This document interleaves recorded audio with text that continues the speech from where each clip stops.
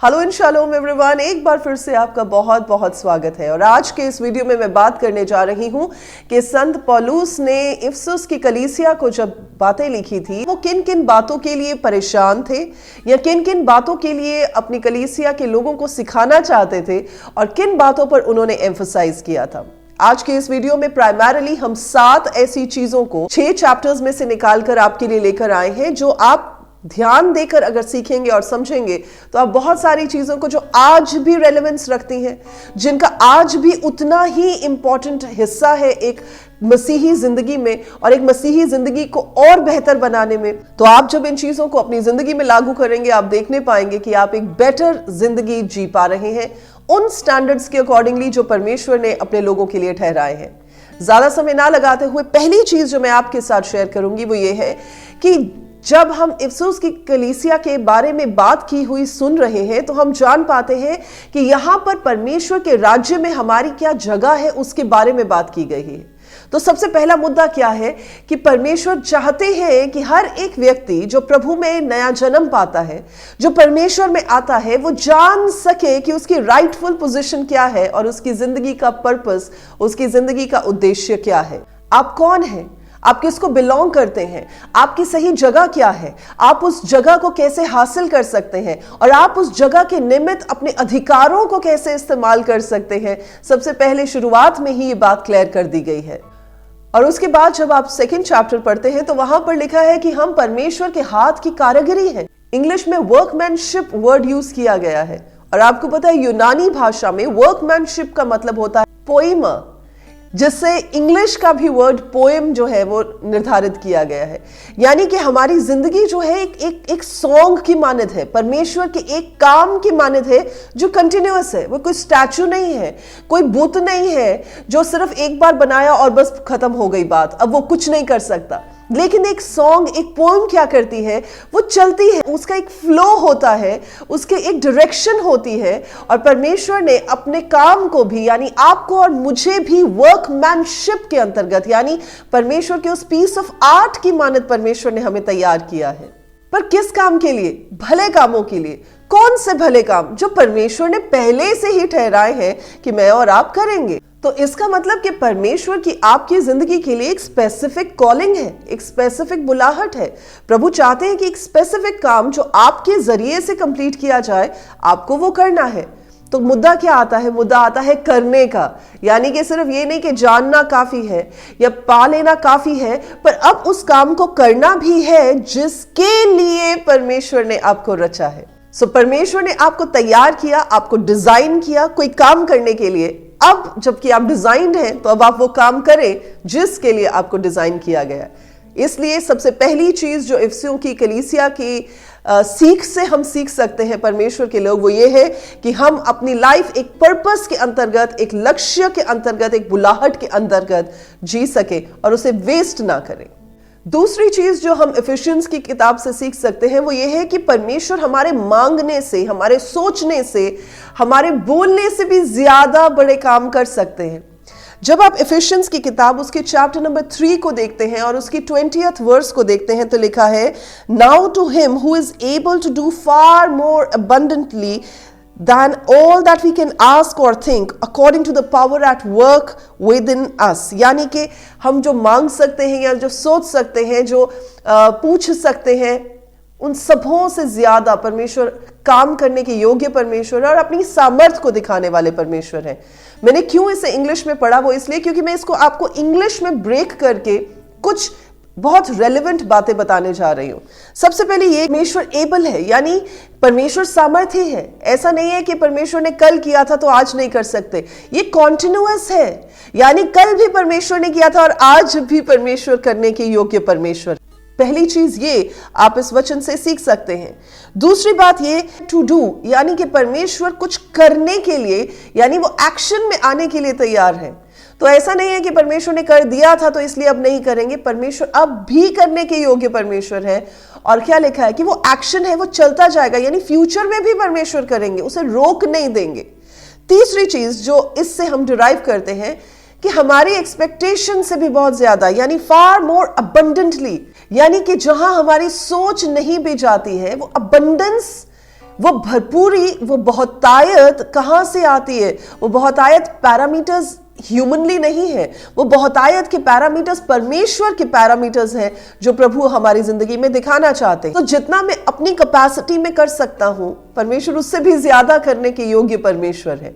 और अगली चीज जो आप सीख सकते हैं इससे ये है कि जो मैंने मांगा है, यानी जितना मेरे मांगने की क्षमता है, परमेश्वर उससे भी आगे काम करने वाले परमेश्वर है। और आगे क्या है कि मैं जो सोच भी सकता हूं।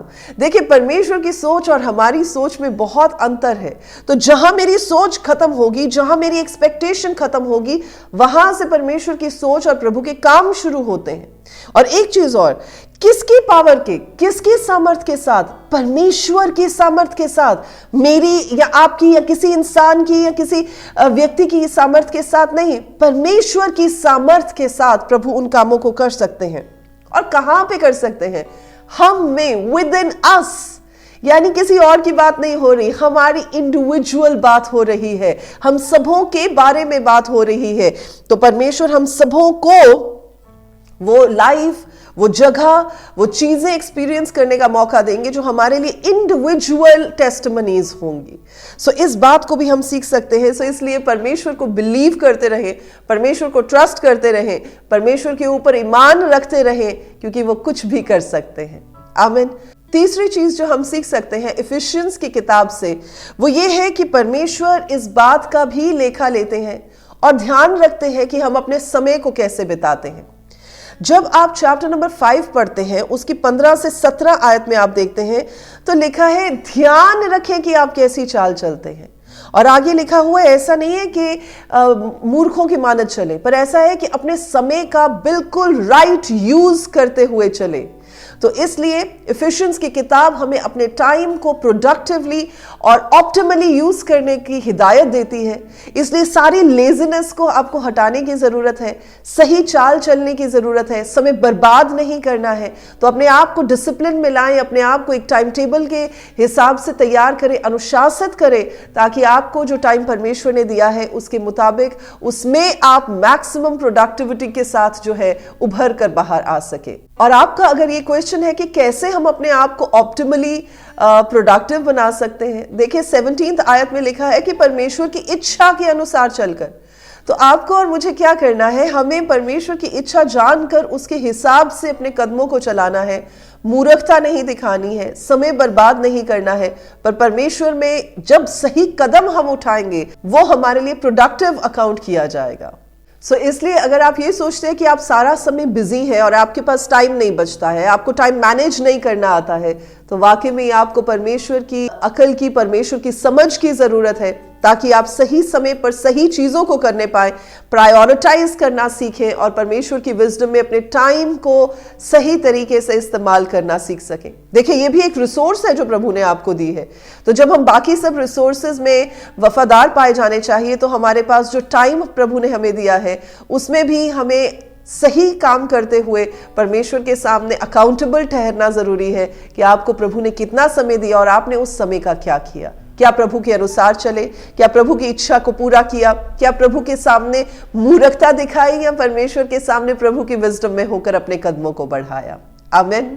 चौथी चीज जो हम सीख सकते हैं एफिशिएंस की किताब से, वो ये है कि परमेश्वर का हर एक जन हर समय स्पिरिचुअल बैटल में रहता है। और अगर आप ये सोचते हैं कि नहीं, मैं कभी कभी स्पिरिचुअल बैटल में आता हूं, कभी कभी मैं बाहर चला जाता हूं, जी नहीं, आप हर समय उस युद्ध में रहते हैं, आप उस युद्ध के मैदान में रहते हैं, क्योंकि हर समय परमेश्वर आपको वॉच कर रहे हैं और हर समय इस संसार में आपको टेम्पटेशंस होती रहेंगी, आप पर डिफरेंट तरह के अटैक्स होते रहेंगे जिनका सामना आपको वचन के साथ करना है। सो जब आप एफिशिएंस के चैप्टर नंबर 6 को पढ़ते हैं, वहां पर आप अलग अलग तरह के हथियारों को देख पाते हैं। आप जानते हैं कि परमेश्वर ने जो हथियार हमें दिए हैं वो कार्नल नहीं है, वो ऐसे नहीं है कि आप उन हथियारों को जो है फिजिकली इस्तेमाल कर सकते हैं, लेकिन हर एक हथियार इंपॉर्टेंट है। चाहे वो सच की जो बेल्ट है, चाहे वो धार्मिकता की झिलम है, चाहे वो जो साल्वेशन का टोप है, चाहे वो पैरों में सुसमाचार की तैयारी के जूते हैं, चाहे वो परमेश्वर की आत्मा की तलवार जो परमेश्वर का वचन है। सो ये सब चीजें, और फिर हर समय लगातार प्रार्थना में रहना, तो ये वो सब हथियार हैं जो परमेश्वर ने हमें दिए हैं। जिन्हें हमें इस्तेमाल करना आना चाहिए, और कैसे उन्हें इस्तेमाल करना है वो भी वचन में हमें बताया गया है। सो इससे हम जान सकते हैं कि उस आत्मिक युद्ध में हम अकेले नहीं हैं। उस स्पिरिचुअल बैटल में हम परमेश्वर की पावर, परमेश्वर की स्ट्रेंथ और परमेश्वर के द्वारा दिए हुए उन वेपन्स को इस्तेमाल करके परमेश्वर में जयवंत होते हैं। तो अपनी कैपेसिटी में, अपने तरीके से, अपने हिसाब से, अपनी पावर में नहीं हम जीतते, हम परमेश्वर की पावर में, परमेश्वर के तरीके से उस बैटल में जीतते हैं। तो ये भी हम सीखते हैं इफिशियंस की किताब में, और जहां पर लिखा है कि परमेश्वर के सारे हथियार बांध लो, यानी बांधने का काम आपका है। परमेश्वर आकर नहीं आपको बंधवाएंगे, कोई और बंदा आकर नहीं आपको बंधवाएगा, वो काम आपका है, वो एक्शन आपका है। और आपको कई बार ऐसा लग सकता है कि आप वीक फील कर रहे हैं, आप वॉर्न आउट फील कर सकते हैं, आपको ऐसा लग सकता है कि आप में प्रार्थना करने की हिम्मत नहीं है, या आपका प्रार्थना करने को मन नहीं कर रहा है। तो उस समय आपको क्या चाहिए? आपको ऐसे लोगों के साथ खड़े होने की जरूरत है, ऐसे लोगों के साथ प्रार्थना करने की जरूरत है जो ऑलरेडी परमेश्वर के लिए ऑन फायर है। और वो क्या करेंगे? वो आप में भी उसी जागृति को, उसी परमेश्वर के प्रेम को, उसी आग को जो परमेश्वर के नाम की आग है आपकी लाइफ में लगाएंगे, ताकि आप एक बार फिर से खड़े हो सके, आप एक बार फिर से तैयार हो सके उस आर्मर को पहनकर अपने बैटल को लड़ने के लिए। पांचवी चीज जो हम इफिशियंस की किताब से सीख सकते हैं वो ये है कि हमें अपने रिलेशनशिप्स को नर्चर करना है। आप शुरुआत में देखें तो बच्चों और पेरेंट्स के बीच के रिलेशनशिप की बात की जा रही है कि पेरेंट्स का रवैया कैसा होना चाहिए, बच्चों का रवैया कैसा होना चाहिए। और जब आप आगे चैप्टर में आते हैं तो 5th चैप्टर में हस्बैंड वाइफ के रिलेशनशिप की बात की गई है, यानी कि एक रिलेशनशिप को कैसे नर्चर करना है उसकी भी शिक्षा इस बुक में, इस किताब में दी गई है। और क्यों परमेश्वर के वचन में हस्बैंड और वाइफ को कलीसिया और मसीह के बीच का जो है एक कंपैरिजन बताया गया है? क्योंकि एक छोटे से छोटा जो यूनिट है कलीसिया का, वो एक परिवार है, एक हस्बैंड और वाइफ है। और वो इस हिसाब से कि जब परमेश्वर का वचन ये कहता है कि जहां 2 या 3 मेरे नाम से इकट्ठा होते हैं, तो परमेश्वर कहते हैं मैं उनके मध्य में हूं। अब परमेश्वर किस जगह पर होंगे? परमेश्वर अपनी कलीसिया के मध्य में होंगे। और हस्बैंड और वाइफ एक स्मॉलेस्ट यूनिट ऑफ चर्च है, एक स्मॉलेस्ट यूनिट ऑफ कलीसिया है। और उसमें क्या है कि वो 2 लोग एक मन होते हैं और परमेश्वर उनके बीच उपस्थित होते हैं। इसलिए आप देखेंगे कि आजकल ज्यादातर और काफी समय से ज्यादातर प्रॉब्लम्स इस बात में है कि हस्बैंड वाइफ रिलेशनशिप्स में मिसअंडरस्टैंडिंग्स आ रही हैं। जो विरोधी तत्व है वो इस रिलेशनशिप को तोड़ना चाहते हैं, आपसी तनाव को क्रिएट करते हैं, बिजीनेस को क्रिएट करते हैं, अडल्टरी को क्रिएट करते हैं, डिफरेंट तरह के अटैक्स को क्रिएट करते हैं, ताकि ये जो स्मॉलेस्ट यूनिट है कलीसिया का, ये तोड़ा जा सके। अगर हस्बैंड और वाइफ इकट्ठे बैठ के प्रार्थना नहीं कर पाएंगे, अगर वो इकट्ठे वचन नहीं पढ़ पाएंगे, इकट्ठे एक मन होकर परमेश्वर की उपस्थिति में नहीं आ पाएंगे, तो आपको कैसे लगता है कि कैसे कलीसिया की उन्नति होगी, कलीसिया बढ़ पाएगी, और कैसे उनके फैमिली जो है वो परमेश्वर में और आगे आ पाएगी, कैसे उनके फैमिली के लोग परमेश्वर में आ पाएंगे? इसलिए हस्बैंड और वाइफ के लिए भी इसमें इंस्ट्रक्शंस दी गई हैं। उन्हें फॉलो करके ऑब्वियसली आप एक अच्छे रिलेशनशिप को अपने घर में शुरुआती दौर से ही ला सकते हैं, ताकि आपके बच्चे उस रिश्ते को देखते हुए बड़े हों, ताकि आपके आसपास के लोग उस रिश्ते को देखते हुए बड़े हों, ताकि आपके रिश्तेदारों में इस बात को पता हो कि आप परमेश्वर में होकर अपने हस्बैंड और अपनी वाइफ के साथ कैसे सलूक करते हैं, कैसे पेश आते हैं, कैसे रिस्पेक्टफुली और आदर के साथ उनके साथ व्यवहार करते हैं। 6th चीज जो हम सीख सकते हैं वो ये है कि हमारा पैरामीटर, हमारा बढ़ोतरी का और हमारे देखने का जो नजरिया है वो कोई इंसान नहीं है, वो परमेश्वर है। देखिए, हमें किसके डील डॉल में बड़े होना है? हमें प्रभु के डील डॉल में बड़े होना है। जैसे कि इफिशियंस के चैप्टर नंबर 5 और उसके वर्स नंबर 1 में लिखा हुआ है, उसमें बात की गई है कि इसलिए बालकों के समान, जो परमेश्वर को प्यारे हैं, जो परमेश्वर के लिए भले हैं, ऐसे बालकों के समान क्या करना है? प्रभु के एग्जाम्पल को फॉलो करना है। सो यहां पर किसी और के एग्जाम्पल को फॉलो करने की बात नहीं की गई। आजकल के जमाने में बहुत आसान है किसी को भी फॉलो करना। हम इन्फ्लुएंसर्स को फॉलो कर सकते हैं, प्रीचर्स को फॉलो कर सकते हैं, पास्टर्स को फॉलो कर सकते हैं, एक्टर्स को फॉलो कर सकते हैं। उनको देखकर हम उनके जैसी हरकतें कर सकते हैं, उनको इमिटेट करने की कोशिश कर सकते हैं, उनके लाइफस्टाइल को, उनके बोलने के तरीके को। पर प्रभु का वचन क्या कहता है? प्रभु का वचन कहता है फॉलो गॉड, परमेश्वर को फॉलो करें। यानी हमारा डील डॉल किसके हिसाब से बढ़ना चाहिए? उन पैरामीटर्स के हिसाब से जैसे परमेश्वर है। अगर पवित्रता की बात करें तो हमारा that is the model, that is the parameter जिस तक हमें पहुंचने की जरूरत है। होलीनेस में बात करें, वचन में बात करें, भलाई में बात करें, प्रेम में बात करें, संयम में बात करें, जेंटलनेस में बात करें, तो ये सारी चीजें किसके डील डॉल में? किसी इंसान के नहीं, परमेश्वर के डील डॉल में बढ़ने के लिए सिखाया गया है। तो इसलिए हम कैसे करेंगे, कैसे बढ़ेंगे, कैसे चलेंगे? परमेश्वर के हिसाब से। एक आपको छोटा सा थंब रूल बताती हूँ, एक छोटा सा टिप बताती हूँ। जब आप किसी मुश्किल परिस्थिति में फंस जाएं, तो उस समय अगर आपको सूझे नहीं कि क्या करना है, या कोई आपके अगेंस्ट आ जाए और आपको पता ना लगे कि मुझे क्या करना है, तो आप सिर्फ ये सोचे कि प्रभु यीशु मसीह इस सिचुएशन में क्या करते। अगर प्रभु यीशु मसीह आज यहां पर होते तो वो क्या करते? अगर उनके साथ ऐसा व्यवहार किया जाता तो उनका रिएक्शन क्या होता, उनका इस चीज को हैंडल करने का तरीका क्या होता, तो आप बड़े आसानी से चीजों को हैंडल कर पाएंगे। और सातवीं और अंतिम चीज जो हम सीख सकते हैं इफिशियंस की किताब से, वो ये है कि हम परमेश्वर के रिप्रेजेंटेटिव हैं। हम स्वर्ग के वो रिप्रेजेंटेटिव हैं जो परमेश्वर की फैमिली को बिलोंग करते हैं। और ये कैसे हमें पता चलता है? जब आप पढ़ते हैं चैप्टर नंबर 4, तो उसकी 20 से लेकर 24 आज तक जब आप पढ़ते हैं, तो वहां पर बात की गई है अपना पुराना मनुष्य तब उतार दें। यानी आपका ओल्ड सेल्फ, आप कैसे थे? आप बोलेंगे जी मुझे बड़ा गुस्सा आता था, तो फिर अब उस गुस्से वाली नेचर को उतार दें। आप बोल सकते हैं कि मुझे चुगलियां करने में बड़ा मजा आता था, अब उस चुगलियां करने वाली ओल्ड सेल्फ को उतार दें। आप बोल सकते हैं मुझे टाइम वेस्ट करना बड़ा अच्छा लगता था, टीवी देखना, ड्रामा सीरियल्स देखना बड़ा अच्छा लगता था, मुझे फजूल की चीजें जो है उनमें बड़ा इंटरेस्ट आता था। तो अब क्या करना है? अब उन पुरानी चीजों को उतार देना है, क्योंकि आपका चाल चलन ऐसा होना चाहिए जो परमेश्वर की फैमिली को रिप्रेजेंट करता है। तो ये भी बात हम इफिशियंस की किताब से सीख सकते हैं कि परमेश्वर के उस पाथ में, उस जर्नी में जिसमें परमेश्वर ने हमें बुलाया है, हम चल, और हम जान पाएंगे कि कैसे हम एक नई जिंदगी में परमेश्वर के साथ एंटर करते हैं और फिर बाकियों के साथ जुड़कर, मिलकर हम अपनी उस फेथ वॉक को आगे बढ़ाते हैं। और हमारे भले काम हमारे अपने अभिप्राय से नहीं होते, पर उस विश्वास के साथ होते हैं जो हम प्रभु में करते हैं। और साथ ही जब हम फैमिली की बात करते हैं तो हम इस बात को समझ सके कि फैमिली का मतलब होता है सब लोग इकट्ठे। तो यानी परमेश्वर की जो फैमिली की बात की जाती है वो कम्युनिटी की बात की जाती है। अकेले अकेले रहने की बात नहीं की जाती, सबको इकट्ठा लेकर चलने की बात की जाती है।